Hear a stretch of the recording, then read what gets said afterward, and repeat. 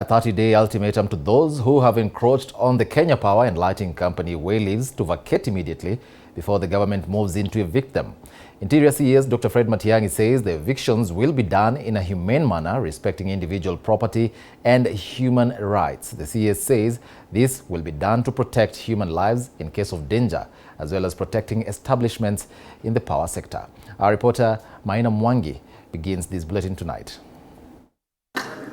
In a meeting that brought together all security chiefs and county commanders from the 47 counties, senior managers from the Kenya Power and Lighting Company, and cabinet secretaries in the ministries of Interior and Energy, the government has laid an elaborate plan to safeguard and protect critical infrastructure from vandalism. Police drawn from the Critical Infrastructure Protection Unit have been tasked with protecting some of the KPLC establishments. The intention of this meeting was really to agree on a framework of securing and making sure that our infrastructure from end to end is secure, resilient, and functioning optimally. The government has further asked those who reside on the wayleaves of KPLCs to start moving immediately before it moves in to evict them.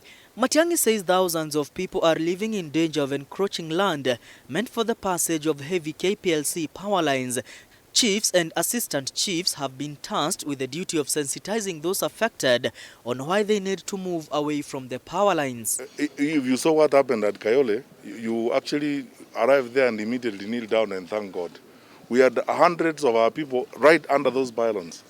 Imagine if they had caught fire. We would have lost hundreds of our people.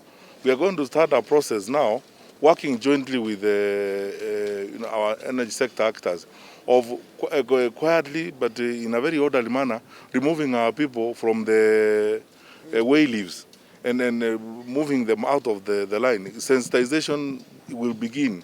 Chiefs, assistant chiefs will meet with these people in the various areas and begin to persuade people and get them to understand why it's very, very dangerous to try and build houses and infrastructure right under the power lines. The scrap metal ban will remain in force until proper legislation, registration of dealers, and an overhaul of the sector are implemented.